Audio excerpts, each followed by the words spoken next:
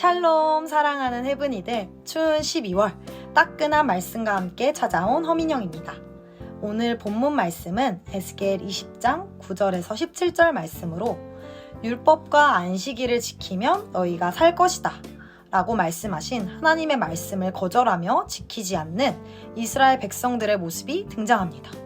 그런데 본문을 묵상하던 중 나라는 말이 참 많이 나온다는 것을 보게 되었습니다. 나라는 말이 총 23번이나 등장합니다.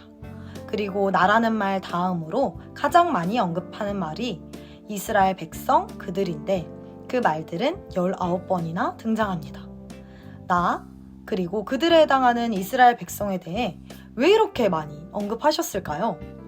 바로 하나님은 하나님 자신과 이스라엘 백성들의 관계를 소중하게 생각하는 분이셨기 때문입니다.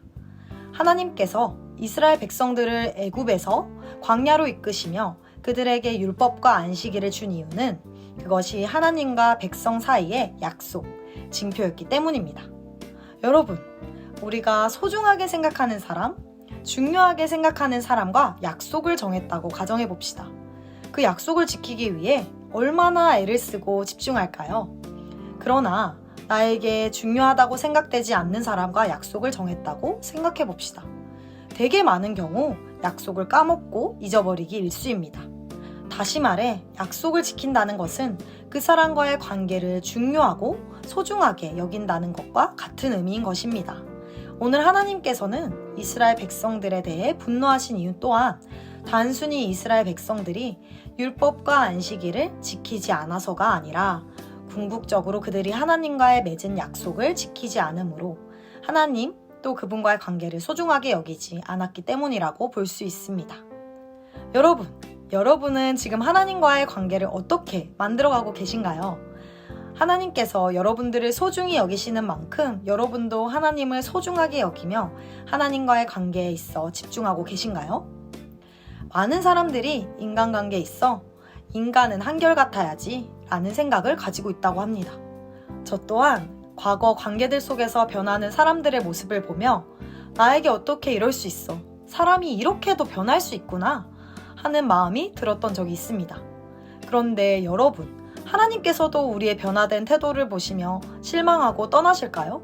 허민영, 너 나에게 어떻게 이럴 수 있어? 라고 말하시며 우리를 포기하실까요? 17절, 그러나 그들을 보자 불쌍한 마음이 생겨 그들을 광야에서 멸망시키지 않았다. 하나님께서는 변한 우리의 모습에 물론 화도 나셨지만 그럼에도 누구보다 우리가 멸망하기를 원하지 않으셨습니다. 그래서 하나님이 택하신 방법이 무엇이었습니까? 하나님과 더 이상 관계할 수 없었던 죄인된 우리들을 그분께서 불쌍히 여기시고 결국 하나뿐인 아들 예수님을 십자가에 매달아 죽게 하셨습니다. 그리고 이제 관계하지 못하던 죄인된 우리가 죽고 새롭게 태어난 우리가 날마다 하나님과 깊은 관계 안에 들어갈 수 있게 되었습니다. 하나님께서 어떻게든 우리와 함께 관계 맺기 원하셔서 하나뿐인 아들을 죽이셨습니다. 그 하나님 아버지의 마음이 느껴지시나요? 한 아이가 시험이 끝나고 저에게 달려왔습니다. 그리고 그 아이는 저에게 선생님, 제가 이번 시험을 망쳤는데 다음에 꼭 열심히 공부해서 시험 점수 잘 받을게요. 시험 못 쳤다고 저 미워하시는 거 아니죠? 라고 말했습니다. 그때 저의 마음이 어땠을까요? 왜 그랬니? 라는 생각을 했을까요? 그렇지 않죠. 아이가 시험을 잘 치고 못 치고 공부를 잘하고 못하고가 저에게 전혀 중요하지 않았습니다. 제 눈에는 시험 결과로 인해 저를 실망시킬까, 저와의 관계가 멀어질까 두려워하는 아이만 보였습니다. 그리고 저는 그 아이가 오히려 더 사랑스럽게만 보였습니다. 왜냐하면 그 아이가 저와의 관계를 누구보다 소중하게 생각한다는 것이 느껴졌기 때문입니다. 제가 뉴송에 와서 경험한 하나님도 이와 같습니다. 민영아, 난 널 만나기 원해. 예림아, 난 너의 마음에 관심이 있어. 민서야, 너가 잘하는 것보다 나에게 우는 것이 더 중요해 였습니다. 우리는 실수하는 순간, 죄를 저지르는 순간 습관적으로 도망가려 합니다. 그러나 하나님이 오늘 저와 여러분들에게 원하시는 것은 그보다 우리 안에 하나님을 소중히 여기는 마음이 있기에 넘어진 모습 그대로 보혈을 의지하여 하나님 앞에 나아오는 것입니다. 하나님께서는 우리의 그 모습 그대로를 사랑해 주시고 긍휼히 여기시고 또 우리를 다시 일으켜 세우실 것입니다. 여러분, 혹시 나의 정돈되고 좋은 모습만 보여지기 원하시나요? 나의 실수, 실망스러운 태도 앞에 하나님, 리더, 공동체에게 나아가길 주저하고 계신가요?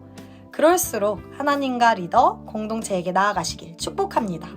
여러분의 있는 모습 그대로를 너무너무 사랑합니다. 해븐이들 언제든 기다리고 있어요. 사랑해요.